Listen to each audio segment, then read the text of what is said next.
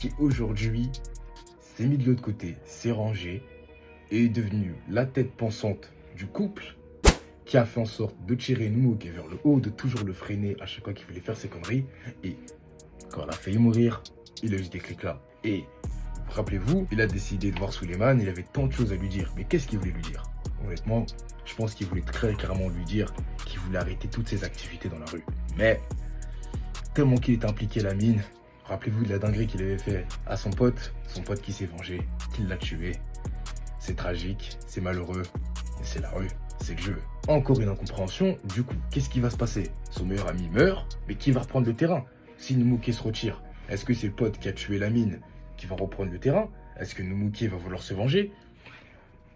Et aussi, un autre point important, mon préféré, c'est qu'à chaque fois qu'ils sont dans un moment de doute, dans un moment de panique, ils ont un flashback de leur mère. Et ça, vraiment, les gars, c'est ces détails-là, vraiment, merci Kerry, merci beaucoup. Bref, malgré les avis plutôt controversés, moi je reste quand même plutôt satisfait. Pour moi, c'est réussi. Et il faut aussi retenir la moralité de l'histoire.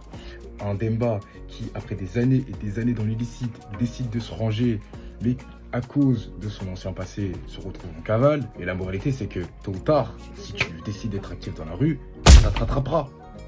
Et tu peux pas t'en échapper comme tu le veux, quand tu veux.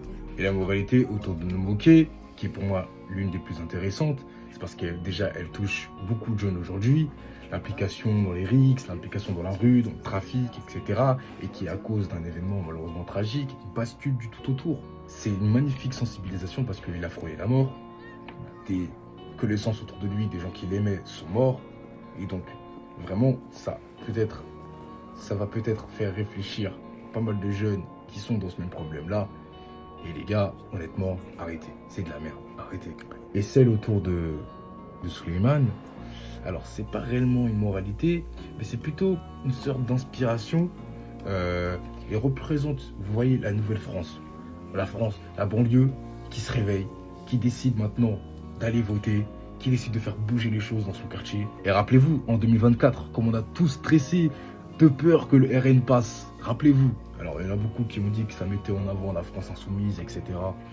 Peut-être, je ne sais pas. Je vous laisse faire votre propre opinion là-dessus. Mais honnêtement, pourquoi pas? C'est pas plus mal en soi.